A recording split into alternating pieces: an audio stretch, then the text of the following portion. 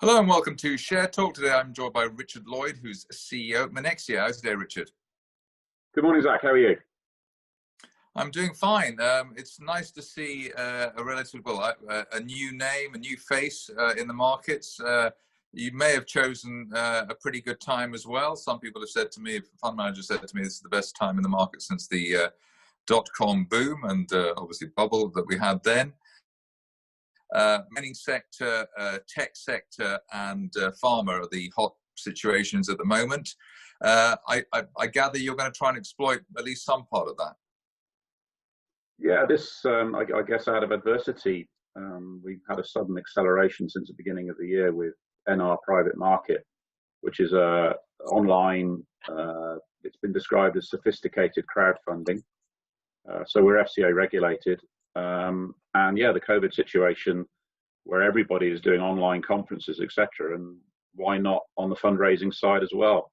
So primarily it was set up as with natural resources in mind. We're all geologists and mining engineers that also worked in investment banking and funds.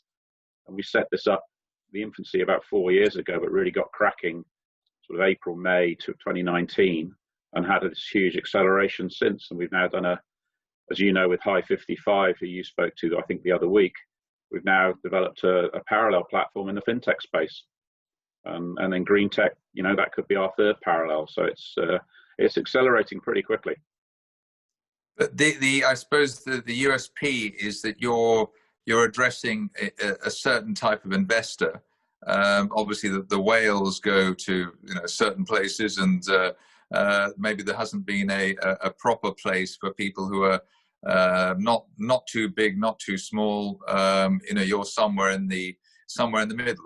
How would you categorize your audience or your market?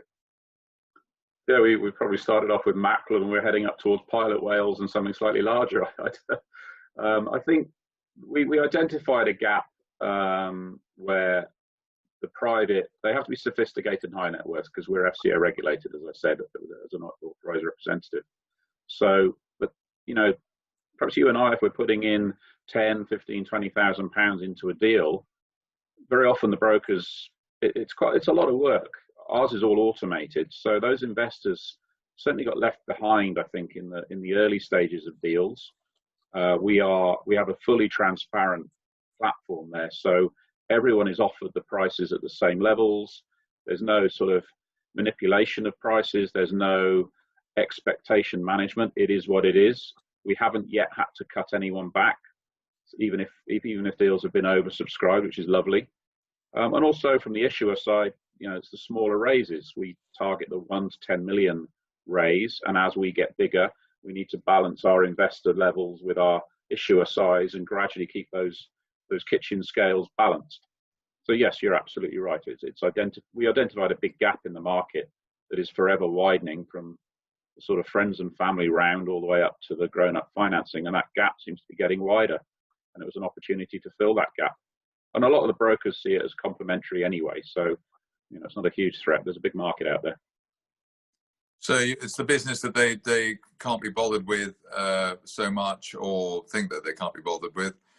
Presumably, actually, with the uplift in liquidity since COVID in the small cap space and the small company space, there's actually even more of the stuff they can't be bothered with because they've got bigger fish to fry, let's say, in terms of what they're doing. So that's actually worked in your favor. But in terms, I suppose, you mentioned crowdfunding, which in a way it sort of slightly sends shivers down the spine for some people. Maybe the whole thing here works. I mean, the crux of the matter here is the quality of the companies that you have on your platform. What kind of vetting, what are they, and that will determine really the long-term success of what you're doing. Yeah, absolutely, Zach. I mean, we vet every single company that comes onto the platform. We get a lot of approaches and are getting numerous approaches every day. And as you know, there's a lot of moose, as the geologists would call it, a lot of moose pasture out there. So we carefully vet the deals. We're only putting about 1 in 12, 1 in 15 that we see up either on the investor lounge, which is a sort of a waiting room or a holding pattern for people that want to up their profile, allow the investor community to understand what they're up to, because there's a lot of noise out there, whether you're TSX, AIM, or private, and it's getting your deal out there. And then also we have the raising platform where people are actually going ahead and pressing the button. So we've had companies that have sat in the lounge, B Metals, for example, which is TSX listed. It's the sort of third generation of Beamer, then B2, with John Wilton. They wanted to up their profile as they were growing, etc. And then other companies go straight into the raising platform, as it were. So we have Altona Energy at the moment that's sort of reborn as a rare earths development company, and they've got 4 rare earth projects around Africa. They spent a little bit of time in the lounge. We worked up their profile. We assessed the deals as they were growing, as the permitting got done, etc. And then at the right time, i.e. end of last week, we pressed the button and said, okay, let's go ahead. And that's a very, very small raise. It's an Aquis listed company, and it's only £500,000. So that's probably the smallest end of the scale. But who's going to hear about that deal if, in the general market? Well, they can always talk to me. I'm sure that everybody will know about it once they do that. Yeah, so that's the point there. But long term, let's say, if I know about MINEXIA, I like what you're saying and everything else, and I've got 10, 20 grand to put in a situation, the whole thing will work best if you've done the homework, you've done the DD, you've made sure that the management are good and the assets are good, etc., etc. That's really the way it's going to work. That one can almost not say blindly, but one can say, like, what have MINEXIA got on their in tray at the moment? Well, I'll have a bit of that. I'll have a bit of that. I'll have a bit of that. That's really how it's going to work best, isn't it?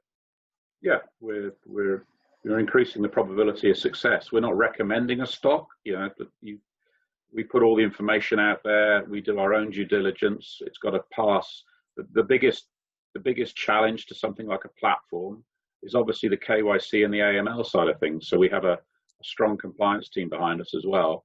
And it's absolutely critical that we do our checks and balances. You mentioned management. If we feel certain individuals, and how they've gone about mining deals, or even now fintech in the past, aren't quite sort of rules of engagement, if you like, then we have the ability to veto them as well. So hence the vetting process. But a platform such as this would be quite open to abuse if people wanted to do the sort of money laundering side. So that's what we have to be most careful about. And I presume that you've got enough quality offerings to not mind getting rid of 80% or 90% of whatever you get. You can make a turn, you can make your money, you can be profitable as MINEXIA, and not sort of think, well, I better take these people on that don't quite like them, but I've got to pay the mortgage next month or whatever it is. I mean, that's the conflict of interest area. Is that part sort of settled, relaxed? What's your position on that?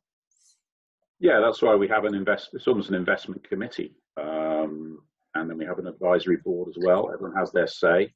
And yes, those conflicts of interest, you have to be very careful. I haven't paid myself for 12 months. So I'm not sure about paying the mortgages. It's really a big issue. But that's startup territory for you. But everyone has their say. And if there's not really a blackballing ability within the investment committee, but we have to present it. Whoever's presenting doesn't get a vote. Everyone analyzes the deal, comes back with comment, and we really earn our money on a success basis. So if we have a reputation of putting shoddy deals up there, we're not going to be successful in raising money. There's a very small onboarding fee which just covers our cost and our compliance and all the rest of it, and then it's really on a success fee basis.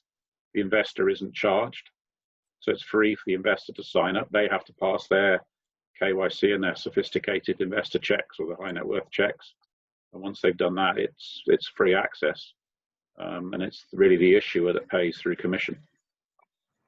Right, and then as I mentioned at the beginning, the exciting areas in the market are mining, tech, and pharma. You said that you've got the fintech with High 55. We're going to see more of a diversity there in what you're offering on your platform? Yeah, that's the future plan. I mean, we were all mining experts when we started this off. or still are. And we've brought in fintech people to complement both growing our own platform as we develop our own IT, intellectual property, etc.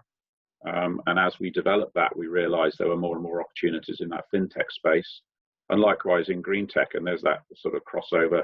I mean, you could put sort of battery metals, etc., in the green tech space as well as in the mining space. So what we also want to be able to do is make available different investment opportunities to people that perhaps are originally interested in fintech, and they go, oh, actually, rare earths, that's quite interesting, or hydrogen, or other elements potentially. And likewise, some of the mining investors are very, very niche, as you know, they may look to other sectors. So that's our growth plan, and we're doing our own raise towards back end of during October to raise more money to develop those sort of parallel platforms, and our own IT, and a bit more marketing. So that continues as well. So that was going to be my final question. If you maybe do want to go into those individual situations, but you like the platform, one can write in and have a chat with you. Yeah, they can invest in the mothership, or they can invest in the individual deals. I don't know where we're going to end up in 2 to 3 years' time. Perhaps a large broker might think, all right, they've got all the infrastructure, they're becoming a little bit a bit competitive, or we're just going to take them out, or we may list ourselves. All those options are open to us. Richard Lloyd, CEO at MINEXIA, thank you very much indeed. Thank you, Zach. Have a good day.